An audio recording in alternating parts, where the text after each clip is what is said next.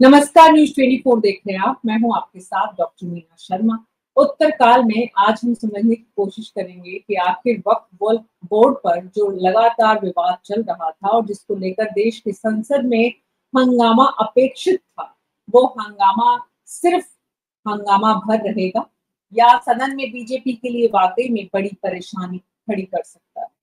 किरण रिज्जू ने बड़े ही संवेदनशील और मार्मिक तरीके से इस बात को अपनी को रखा, शायराना अंदाज में अपील की कि उन्हें सहयोग चाहिए, सरकार को सहयोग चाहिए, देश के उन लोगों का जिन्हें अल्पसंख्यक के नाम से हम जानते हैं।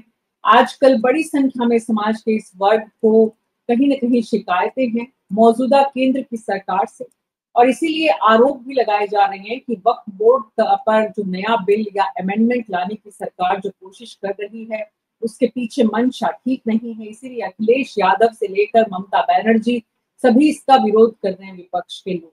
लेकिन विपक्ष का विरोध कितना काम आएगा देश के सदन में, सवाल ये है।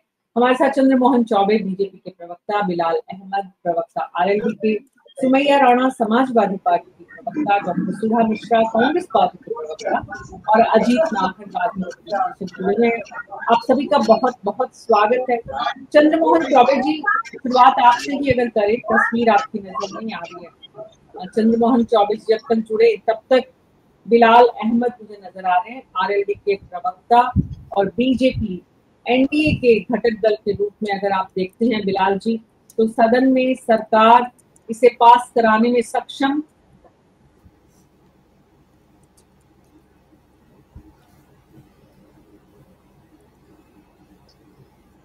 शायद उन तक मेरी आवाज नहीं पहुंच पा रही है। अजीत कुमार नाहर जी, इस वक्त जो तस्वीर आप देख रहे हैं देश के संसद के भीतर, क्या समझ में आ रहा है? जी जी जी, मेरी आवाज आ रही है आपको? जी, मैं सुन पा रही हूँ अजीत जी आपको। जी, आपका प्रश्न मैं सुन नहीं पाया, क्या मुझे वापस आप पूछ सकते हैं? अजीत नाहर जी, देश की संसद में इस वक्त जो हंगामा है, बीजेपी की सरकार आसानी से इस बिल को पास कराने में सक्षम और विपक्ष का विरोध सिर्फ हंगामा भर? जी बिल्कुल, आंकड़े तो बीजेपी के पक्ष में है, सरकार के पक्ष में है। अब देखिए नीतीश कुमार जी, चंद्रबाबू नायडू का क्या रुख होता है इसके ऊपर में, उसके ऊपर सब डिपेंडेंसी। बट जिस कॉन्फिडेंस के साथ सरकार इस बिल को पेश कर रही है, मुझको नहीं लगता उन्हें कोई समस्या होगी। सारी बातें हो चुकी होंगी, सारी सेटिंग हो चुकी होंगी, तो मुझको नहीं लगता इस बिल को लेकर के सरकार के सामने कोई परेशानी आएगी।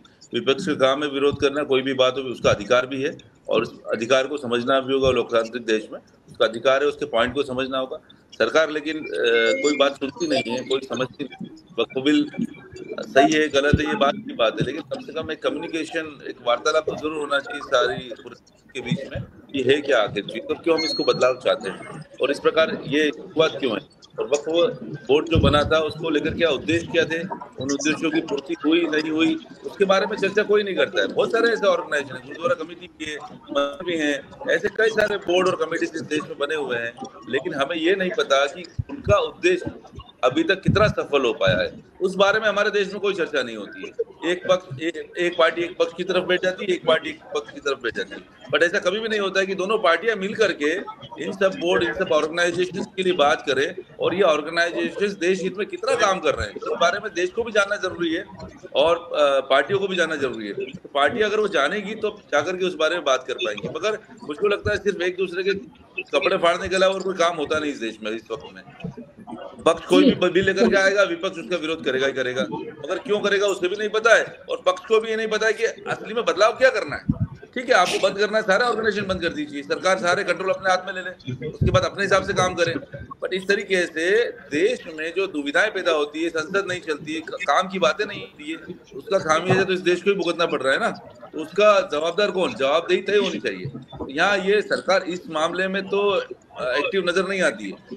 जिस हिसाब से चुनाव को लेकर एक्टिव होती है, जिस हिसाब से ये इस प्रकार के बिल लेकर के आती है, जिस प्रकार से राज्यसभा और लोकसभा के अंदर जो लामबंदी करती है, उसके लिए बहुत एक्टिव है। लेकिन किसी भी प्रकार के पॉजिटिव चीजों के लिए सारे लोगों को, सारे सांसदों को साथ में लेकर के आके कम्युनिकेट करने में ये असमर्थ है। तो ये चीज तो पिछले 10 सालों में हम देख ही रहे हैं। तो मुझको नहीं लगता कि यहाँ सरकार को कोई परेशानी होगी वक्फ बिल को पास करवाने में। विरोध आप करते रहिए, विरोध तो आपने ईवीएम का भी कर रहे हैं, विरोध तो आप सब चीजों, लेकिन आपकी बात कितनी सरकार सुन रही है आपको पता ही नहीं है।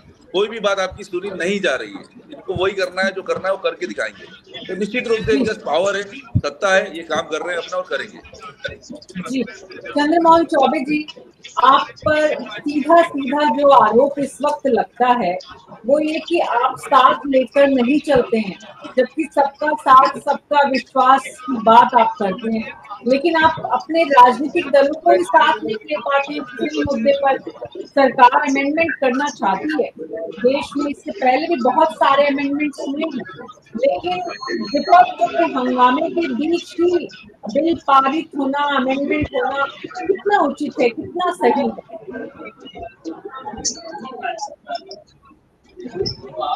मीना जी, ये आरोप बिल्कुल निराधार है कि सरकार किसी की सुनती नहीं है, सरकार किसी से जो है उसमें सहयोग नहीं लेती है या किसी की विचार नहीं सुनती है, अथवा वो लोगों का सम्मान नहीं करती। अभी इसे बिल को ले लीजिए तो ये बिल अभी से नहीं है या अचानक नहीं आ गया। इसको लेकर जो है एक ज्वाइंट कमेटी पार्लियामेंट की बनी थी, संसदीय समिति बनी थी, जिसमें सभी दलों के लोग थे और उन सभी लोगों की बातों को सुना गया, उनके पक्ष को भी इसमें रखा गया है। यही नहीं मीना जी, सभी लोगों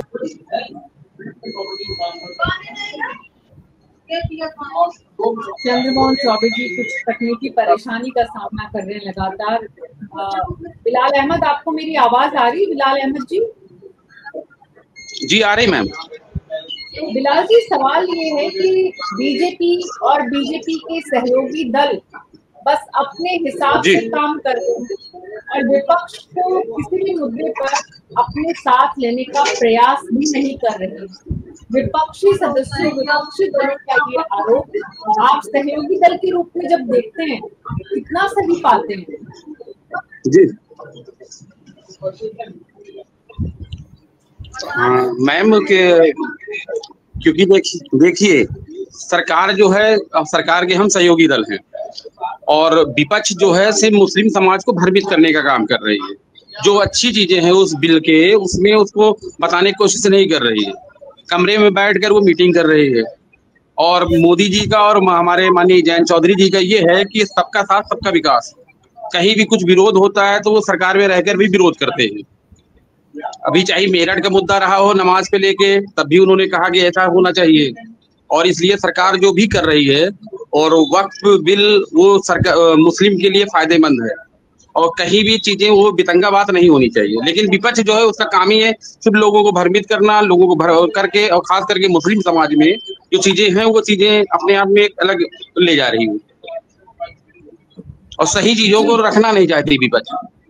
जी सुमैया राणा जी, जिस तरह से अखिलेश यादव ने कहा है कि मुसलमान की दुकान और जमीन खरीदना चाहता है सत्तारूढ़ दल, इससे आप एक वर्ग विशेष के लोगों को अपने साथ लेने का प्रयास कर रहे हैं या उनके लिए बचाव कर रहे हैं? मीना जी, मैं अभी थोड़ी देर उनको सुन रही थी, बिलाल अहमद साहब को, जो मुंह भर भर के तारीफ कर रहे थे। क्या ये तभी सरकार के साथ थे जब इनके नेता पर लाठियां चल रही थी, कॉलर पकड़ के खींचा जा रहा था? तो यही विपक्ष था जो उनके साथ खड़ा था। ये भूलना नहीं चाहिए। मौका परस्ती अच्छी चीज है, लेकिन इतनी भी अच्छी नहीं है कि आदमी वो वक्त भूल जाए जब नोच खसोट हो रही थी इनकी नेता के साथ और ये मुंह भर भर के तारीफ कर रहे हैं। खैर, हम वक्त पर आते हैं। देखिए, ये जो बिल है, ये पूरी तरीके ऐसा बिल्कुल भी नहीं है कि हमारी पार्टी मुसलमानों के अपीजमेंट की बात कर रही हो। बात यहाँ पर यह है कि जब ये गैर संवैधानिक कदम उठाएंगे, इनके खिलाफ बोला जाएगा। मुझे एक बात नहीं समझ में आती है, ये जिन लोगों को दिखाई देते हैं कि हम इनके लिए बिल ला रहे हैं, इनके भले के लिए ला रहे हैं, उनको लाभ दिखता नहीं है, वो इनकी अपोजिशन में उतर आते हैं। इसी तरीके से ये जब CNRC की बात कर रहे थे तो देश में एक बड़ा भूचाल आया लोगों के सामने। इसी तरीके से ये 3 तलाक की बात कर रहे थे तो करोड़ों का यहाँ पे सिग्नेचर कैंपेन चल गया नदवे में। वही महिलाएं, मुस्लिम महिलाएं खड़ी हो गई कि साहब हम किसी तरीके की छेड़छाड़ बर्दाश्त नहीं करेंगे। ये किसानों के लिए बिल लाते हैं तो किसान सड़क पर आ जाते हैं। अब ये आ गए वक्त पे। अरे भाई, आप जिनके लिए ला रहे हो, जिनकी आप भलाई बता रहे हो, वक्त की संपत्तियों की भलाई बता रहे हो, उनकी भी तो बात सुनो। मैं आपके चैनल पे बहुत जिम्मेदारी से कह रही हूँ, मैं भी एक जर्नलिस्ट रही हूँ और आज भी फ्रीलांसिंग करती हूँ। मैंने एक स्टोरी की थी 2004-5 में, बहुत बड़ी इंडिया की मैगजीन थी उसके लिए, और उसमें मैंने ये पूरा एक रिसर्च किया था कि जब शाबानो का केस हुआ था, अगर ये वक्फ बोर्ड को सच में चाहते हैं कि ठीक से चले और उससे कुछ फायदा पहुंचे किसी को, तो एक शाबानो के केस में महिलाओं के लिए एक ऑर्डर आया था, कोर्ट का वर्डिक्ट था सुप्रीम कोर्ट का, कि उसमें जो उस प्रदेश का वक्फ बोर्ड उन महिलाओं को, तलाकशुदा महिलाओं को गुजारा भत्ता देगा। कोई मुझे बता दे, बहुत सी महिलाएं 2005, 6, 7 तक तो बूढ़ी हो गई थी, कोई 80 साल की हो गई थी, कोई 45 साल की हो गई थी, कोई 60 साल की हो गई थी, किसी को 1 रुपया गुजारा भत्ता नहीं मिला था। अब वक्फ बोर्ड उस पर क्या जवाब देता था? वक्फ बोर्ड ये जवाब देता था, उत्तर प्रदेश के अंदर और खासकर लखनऊ राजधानी के अंदर, मैं लखनऊ की, उत्तर प्रदेश की बात कर रही हूँ, कि इतनी बड़ी बड़ी सरकारी बिल्डिंगें उस पर बनी हुई हैं और आज भी 200-300 रुपए किराया आता है सरकार की तरफ से। तो अगर सरकार ये किराया बढ़ा दे तो उससे जो वक्फ बोर्ड में काम करने वाले एम्प्लॉइज हैं उनको तनख्वाहें समय पे मिल जाएंगी। किसी की 1 साल से तनख्वाह रुकी है, किसी की 6 महीने से रुकी है, किसी की 8 महीने से रुकी। आज भी मैं आपको ऐसे कर्मचारी ला करके खड़ा कर सकती हूँ, दिखा सकती हूँ, और एक भी महिला को गुजारा भत्ता नहीं मिला। भारतीय जनता पार्टी कौन सी भलाई की बात कर रही है? अगर उसको इतना भला था तो इनके किराए जो रिवीजन होना था वो आज के समय के हिसाब से होना चाहिए था। सुमैया जी, ये तो आप मानती हैं सुमैया जी कि वक्त में सब कुछ ठीक नहीं चल रहा है।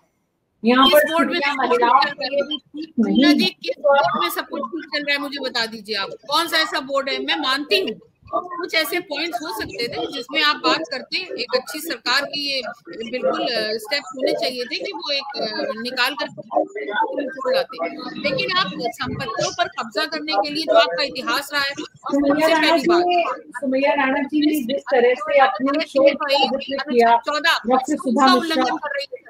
डॉक्टर सुधा मिश्रा, मैं आपके पास आ रही हूँ। सुमैया राणा जी ने 20 साल पहले वक्त को लेकर जिस तरह की स्टोरी, कवर स्टोरी मैगजीन के लिए की, और आज जिस तरह के हालात को बता रही है कि वक्त में स्थितियां अच्छी नहीं है। अगर इन स्थितियों को सरकार की मंशा बेहतर करने की है तो क्या दिक्कत है? डॉक्टर सुधा मिश्रा। पूरे पैनल को मेरा नमस्कार। मीना जी, आपने पूछा कि क्या दिक्कत है उत्तर प्रदेश सुन्नी वक्फ बोर्ड में, पूछी सरकार से क्या क्या दिक्कतें हैं और किसको बैठा के जिस तरह से सरकार अपना लाडला बनाए हुए है उसकी दिक्कत को दूर क्यों नहीं कर रही। नाम नहीं लूंगी मैं, आप सबको पता है कि मैं किसकी बात कर रही हूँ। मैं सुन्नी वक्फ बोर्ड के जो सर्वा है, जो सरकार के चहेते हैं, उनकी बात कर रही हूँ। उनका नाम कोई नहीं लेगा, कोई बात नहीं करेगा। बात यहाँ पे है कि अगर आपको कुछ सुधार करने हैं, आपको कोई चीज बेहतर करनी है, तो आप बेहतर करने की शुरुआत करिए ना अपने घर से। मैं कह रही हूँ लखनऊ वक्फ बोर्ड जो सुन्नी है, जो 80% ज्यादा जमीन उनके पास है, वो करे ना सुधार वहां से। जो उनके लाडले हैं उनको हटाए, उनके खिलाफ आपराधिक मामले दर्ज करें, लेकिन ये नहीं करेंगे। इन्हें करना क्या है, आप माहौल तैयार करिए, लोगों के बीच में ऐसी चीजों को क्रिएट करिए जिससे मामला बना रहे। अमेरिका आपके ऊपर जो टैक्स बढ़ा रहा है 25%, उस पर कोई बातचीत ना हो, कोई अन्य चीजें ना होने पाए, आप माहौल देश का एकदम कन्वर्ट कर दिए, बदल दीजिए, उस पे बातें होने ही ना पाए। मेरा मानना है सुधार हर जगह की, सुधार की गुंजाइश हर जगह है, लेकिन गुंजाइश अगर है, मेरे घर में कोई चीज अच्छी हो सकती है तो मैं शुरुआत कहाँ से करूंगी? मैं कहूंगी नहीं पहले पड़ोसी घर से कर दो, मैं अपना बाद में करूंगी। अरे भाई, अगर कोई चीज खराब हो रही है तो शुरुआत करिए, दिखाइए कि आपने यहाँ उत्तर प्रदेश में कुछ अच्छा किया। अपनी सरकार के साथ मिलकर ऐसे लोगों के ऊपर जो वक्फ बोर्ड पे बैठ के अपने मसले सॉल्व कर रहे हैं, अपना कुछ चला रहे हैं, उनको आपने हटाया, चहेता पर हटाया, काम किया, आपराधिक मामले दर्ज किए, तब मैं मानती सरकार कुछ करना चाहती थी। लेकिन दिक्कत इस बात की है कि दिखावा करना और काम करना, इससे बहुत फर्क है। मैं पूछती हूँ, हेमा मालिनी जी आती है मंदिर में, उनको कह दिया जाता है कि वो मुस्लिम कैसे अंदर आ गई। तो अगर आपको लगता है कि मुस्लिम धर्म में कुछ कमियां है तो हिंदू में जो कमियां है उसको दूर करिए। क्यों मंदिरों में औरतों का प्रवेश बंदिश है? क्यों ऐसे 5 मंदिर यहाँ पे हम औरतें जा नहीं सकते हैं? इस पे बात करिए। क्यों हिंदू धर्म में कुछ धर्म को पुरुषों के लिए बनाया गया, हमारे लिए नहीं बनाया गया है? क्यों कहीं पे हिंदू जाएंगे, मुस्लिम जाएंगे, ईसाई जाएंगे, तो क्यों किया गया है? हर जगह सुधार की गुंजाइश है ना, लेकिन बात आप किसकी करोगे? 80% छोड़ के 20% की बात करोगे। करिए 80% की बात। हमें भी जाना है मंदिर में। मैं चाहती हूँ मीना जी, मैं और हम जितनी औरतें हैं, वो 5 मंदिर जो हमें प्रवेश नहीं देते हैं, दे उसकी आजादी, हम जा सके। लेकिन सरकार चाहती क्या है, ये बड़ी बात है। मामले को लाके दूसरे मामलों को हटाना, ये सरकार की मंशा है। अगर सच में सुधार करनी है, सरकार आपकी आपके लोग ज्यादा हैं, आप लोकसभा में अच्छे, उसमें सीटें आपके पास हैं, लोग आपके साथ हैं, आपकी सरकार बनी हुई है, आप कुछ भी कर सकते हैं। लेकिन किसान बिल की तरह आप लाके कुछ आदेश पारित कर दीजिए, फिर किसान 1000 से ज्यादा मर जाए और फिर आप बिल वापस कर लीजिए। ये सब करने का आपका अगर मंशा है तो आप करते रहिए, आपकी सरकार आपकी अपनी है। किसान बिल से इस बिल की तुलना करना कितना सही है, अजीत कुमार नाहर जी? जी, किसान बिल और इस बिल की तुलना करना, अगर उनका पैटर्न देखें सरकार का इस बिल को पेश करने का, तो बिल्कुल एक जैसा ही होता है। ये हर तरीके से अपनी लामबंदी करते हैं, जो उनको वोट्स की कमी होती है वो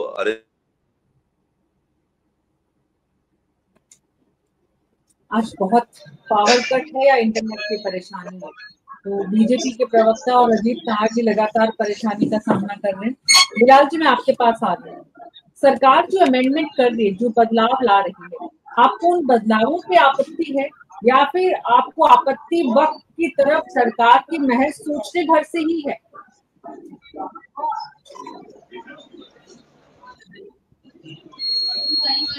बिलाल अहमद जी।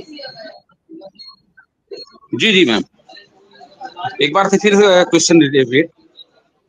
मैं ये पूछ रही हूँ, हमारे दर्शक, हिंदुस्तान के लोग ये जानना चाहते हैं बिलाल अहमद जी कि वक्फ बिल में जो कुछ बदलाव केंद्र की सरकार लाने जा रही है, आपको उन बदलावों में दिक्कत क्या है, आपको कहाँ परेशानी है? कुछ चीजें होती क्या है मैम जानते हैं, जैसे इसके पहले भी वक्त में संशोधन कांग्रेस के समय पे भी हुआ था, लेकिन सही चीजें जो है वो समाज में, जैसे मुस्लिम समाज में लोगों को बताना चाहिए कि ये संशोधन हो रहा है। लेकिन जो विपक्ष की पार्टियां हैं वो सही तरीके से नहीं करके, जो चीजें थोड़ा बहुत हल्का, हर चीजों में कुछ ना कुछ कमियां होती हैं, तो उन कमियों को हल्का से बता के बाकी लोगों को भ्रमित करके, क्योंकि सब वोट बैंक की राजनीति कर रहे हैं। मुस्लिम समाज का जितना भला भाजपा के सरकार में हुआ हो, चाहे शिक्षा जगत में हुआ हो, चाहे नौकरियों में हुआ हो या किसी चीज में, ये चीज विपक्ष कभी नहीं बताती। आप पहले से रेशियो और अब के रेशियो में देखेंगे कहीं कोई कमी नहीं है, लेकिन उस चीजों को इंटरप्रिटेशन, और जितना ये सुमैया राणा जी कह रही थी, आप सिर्फ लखनऊ में उठा के देख लीजिए, वक्फ की जो संपत्तियां हैं उस किस तरीके से मिसयूज हो रही है, पूरी तरह से भ्रष्टाचार करके, जबकि उसका सही तरीके से लाभान्वित जो गरीब तबका है मुस्लिम का, उनको जान लीजिए करने के लिए।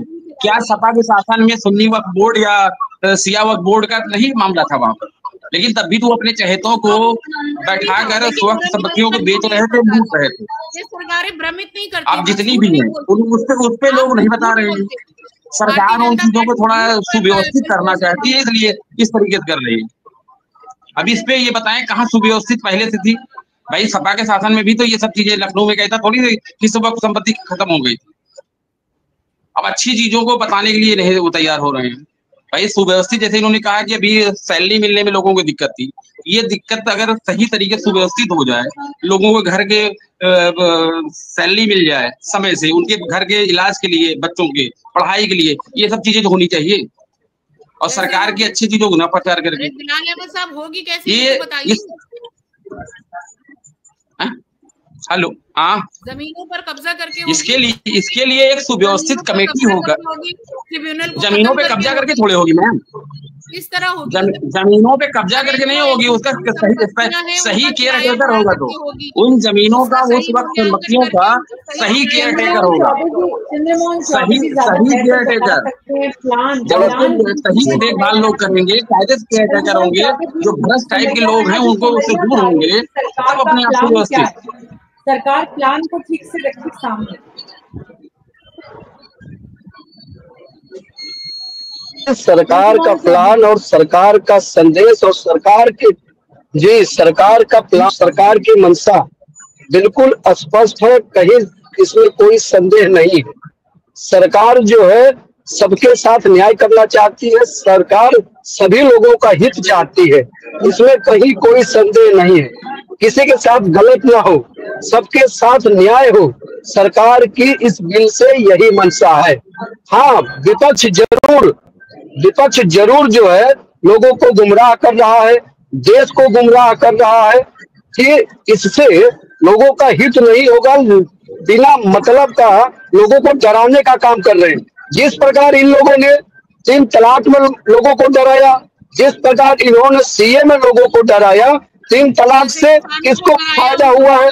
बांध के निकल गए और लखीमपुर में फिर दिखा। अरे रुक जाइए, अरे अभी मौका मिला है, अभी मौका मिला, हमें बोलने दीजिए। सीधे सीधे हत्याएं करवा रहे हो। अरे बीच में रुकिए तो, अरे बीच में आप क्यों बोल रहे हैं भाई? सिर्फ अपनी ही बात रखेंगी, हमारी बात आने दीजिए जी।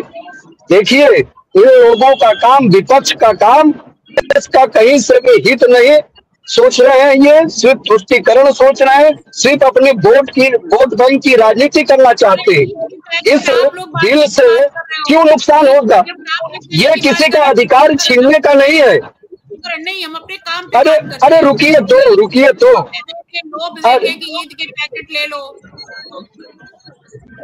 ये सब नहीं करते हैं। अच्छा रुक जाइए ना, आप बांट रहे हो, फिर अरे रुक जाइए, अरे तो आप, अरे सुनिए तो, सुनिए तो, बातें करिए प्लीज। सुमैया जी जब आपकी बारी आए तब आप बोलिए। अच्छा ठीक है, सुन लीजिए।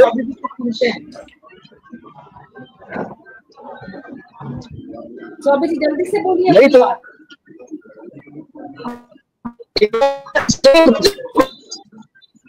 माने का काम ये कर रहे हैं, डरा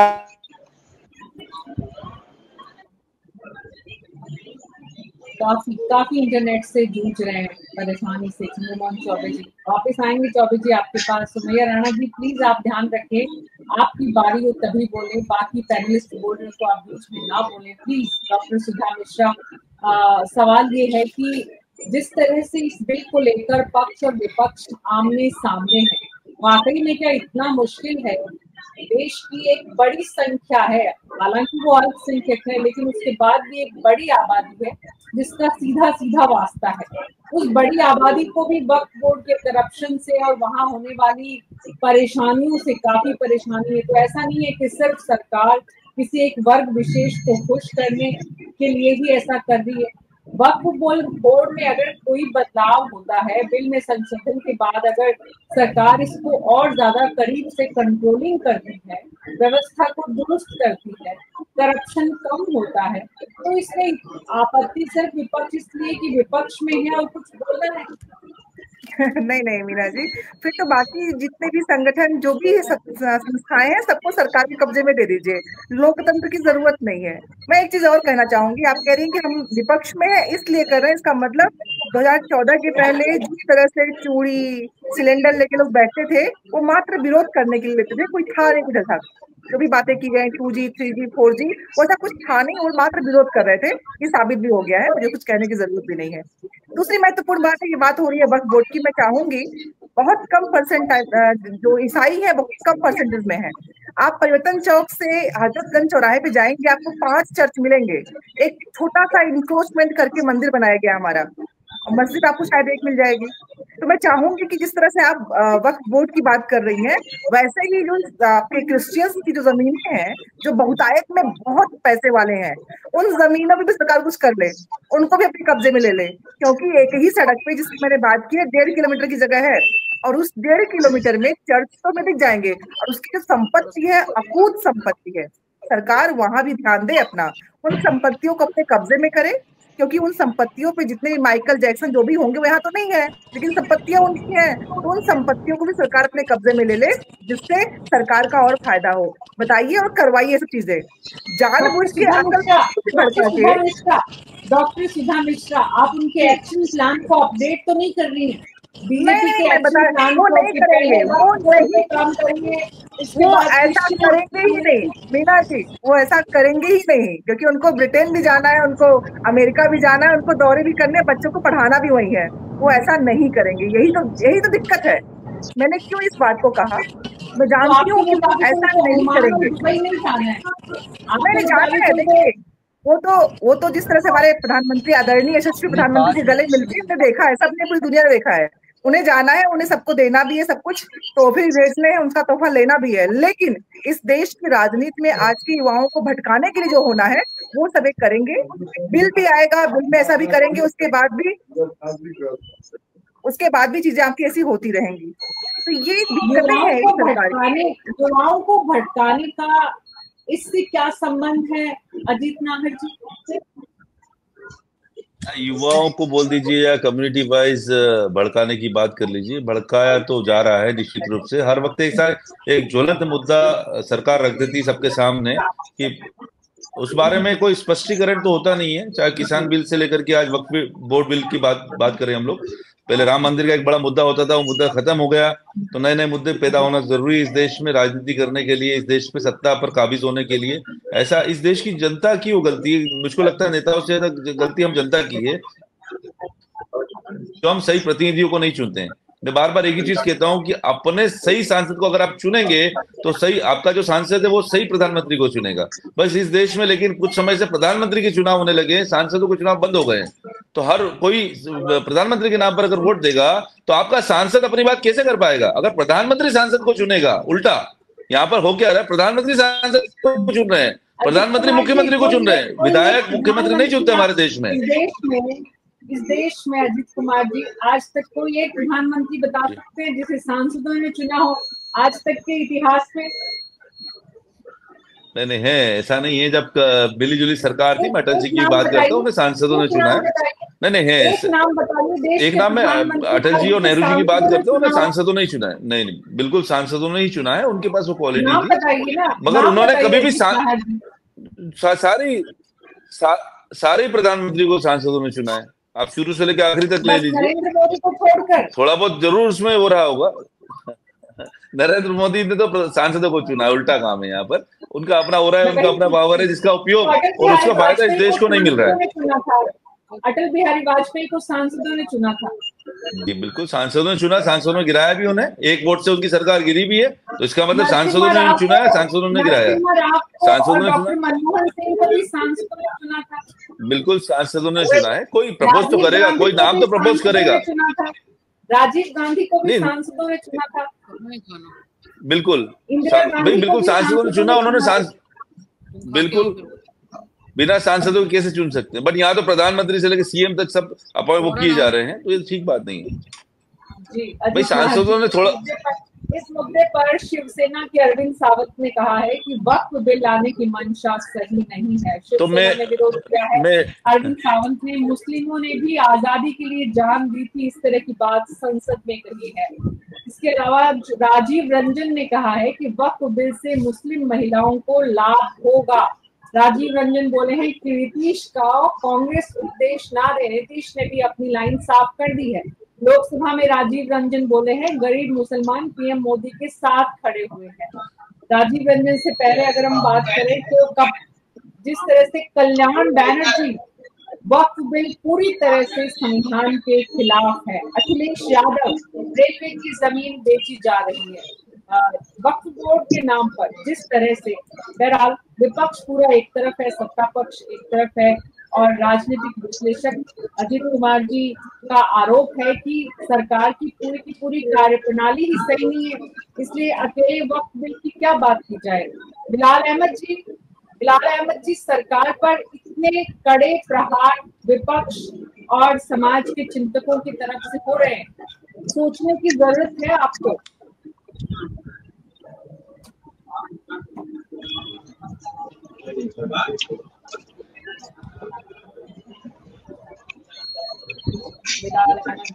नहीं सुन पा रहे हैं। चंद्रमोहन चौबे जी जी इस वक्त तस्वीर ये है कि देश की संसद हो चाहे राज्यों की विधानसभा हो, खास करके बीजेपी जहां सत्ता में है वहां पर विधानसभा और लोकसभा नहीं चले, इसको लेकर विपक्ष तो काम करता ही है, लेकिन सत्ता पक्ष भी यही चाहता है कि सदन ना चले, उसके लिए विपक्ष को उकसाओ, और इसलिए संसद हो चाहे राज्यों की विधानसभा, आप सहयोगी दलों से तो छोड़िए, विपक्ष के लोगों को, मतलब सहयोगी दलों से तो कितनी चर्चा होती है कि नहीं होती है, सहयोगी दल ज्यादा बेहतर समझते हैं, लेकिन जो मल्टी पार्टी जिस तरह से सभी राजनीतिक दलों को एक बार सदन में लेकर साथ बैठने की परंपरा, सहमति बनाने के प्रयास, ताकि इस तरह के हंगामों से बचा जा सके, ऐसा कोई प्रयास नहीं होता है चंद्रमोहन चौबे जी। मीना जी, कोई भी हमारे यहाँ जो भी अभी तक बिल पास हुआ है या जो भी कानून नया बनने जाता है, मीना जी, सरकार ने सभी समाज, विपक्षी दल तो छोड़िए, विपक्षी सांसद तो छोड़िए, वो समाज के प्रत्येक वर्ग से बात करती है। शिक्षा को लेकर हो, चाहे अन्य सीए का भी हुआ, उसमें भी अन्य लोगों, सभी लोगों, समाज के विभिन्न वर्गों से बात हुई थी। इस कानून में भी विभिन्न वर्गों से बात हुई और साथ में संयुक्त संसदीय समिति जो संसद की होती है उनके साथ हुआ। देखिए, और सभी दलों के लोग थे और उन लोगों ने वहां सहमति जताई, लेकिन बाहर आने पर वही संसद में या टीवी, ये सब जानते हैं बिल बिल्कुल सही है। बिल जो है भारतवर्ष को एक करने के लिए है, एकता में बांधने के लिए है, भारत को सबको मिलकर सबको साथ चलने के लिए ये बिल है। लेकिन क्योंकि इनको राजनीति करनी है, सिर्फ इसलिए विरोध कर रहे हैं। देख रही हैं कितने लोगों ने, क्या आपने नहीं सुना कि कोई कहीं पर किसी को भी वक्फ की जमीन घोषित कर देता है? आपको पता है कितने गांव को भी जो है लोगों ने घोषित कर दिया। विपक्ष को जो सही हो रहा है, जो अब होता आ रहा है, यदि वो सही हो रहा है तो उस सही में विपक्ष को साथ देना चाहिए, न कि अड़ंगा डालना चाहिए। क्या ये सर्वविदित नहीं है? क्या ये देश नहीं जानता है? नाम पर करोड़ों का जमीनों पर कब्जा किया गया है।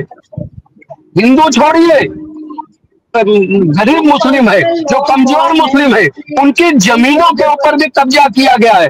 और होंगी तो आज इस बिल को लेकर गरीब मुसलमान भी खुश है। हाँ, भूमाफिया जो है, जो कब्जा करते हैं, वो खुश नहीं है, दर्द उन्हीं को है। ठीक है, ठीक है। वक्फ बोर्ड क्या है, इसका क्या काम है, ये क्यों बनाया गया और अब इस पर इतना तूफान क्यों मचा हुआ है, इसको लेकर हम न्यूज़ 24 पर आपको एक विस्तृत वीडियो दिखाएंगे जिसमें बताएंगे कि दरअसल इस पर इतना हंगामा क्यों है। अभी आज की तारीख में देश की संसद में जबरदस्त आक्रोश विपक्ष का नजर आ रहा है और विपक्ष के सभी सांसदों ने अलग अलग ढंग से इस पर प्रतिक्रियाएं दी है, लेकिन सत्ता पक्ष ने बहुत मार्मिक अपील की है। बहुत जो कानून मंत्री है उन्होंने कहा है कि इसमें किसी के अधिकारों का हनन नहीं होगा। सरकार इसमें कितना सफल होती है जिसकी संभावना इस वक्त आंकड़ों के लिहाज से खुद अजीत नाहर जी भी कहीं ना कहीं साफ कर चुके हैं कि सरकार इसमें सफल होती दिख रही है। नीतीश कुमार भी सरकार के साथ हैं, तो चिराग पासवान भी, चंद्रबाबू नायडू की तस्वीर भी अगर साफ नहीं होती तो शायद सरकार अपने सहयोगी दल के बिना इस मुद्दे पर किस तरह से आगे बढ़ती देखना होगा। अभी चुनौतियां हैं, लेकिन पार पाएगी कितना नरेंद्र मोदी की सरकार देश की संसद में, यही देखना दिलचस्प भी है और चुनौतीपूर्ण है। आप सबका बहुत बहुत शुक्रिया न्यूज़ 24 पर हमारे कार्यक्रम में शामिल होने के लिए। हमारी कोशिश होती है हर दिन समाज और सरकार दोनों में जो कुछ चल रहा है उसमें कहाँ कैसे भिन्नताएं हैं विचारों की, और उसके बाद सच्चाई का ग्राउंड जो है, फैक्ट शीट है, वो क्या कहती है। वक्फ बोर्ड को लेकर बहुत सारे आरोप समय समय पर लगते रहे। अमेंडमेंट इससे पहले भी हुए हैं और आज एक बार फिर से संविधान संशोधन बिल देश की संसद में पेश किया गया है। इस बिल में पारित होने के बाद जो बदलाव किए जाएंगे वो सब किस तरह से इस व्यवस्था को दुरुस्त करेंगे, वो तो अपने आप में एक सवाल है ही। इस पर इतना विरोध प्रदर्शन करने वाले लोग उस वक्त क्या करेंगे, वो भी एक सवाल है। बहरहाल न्यूज़ 24 पर अभी मेरे साथ इतना ही। नमस्कार।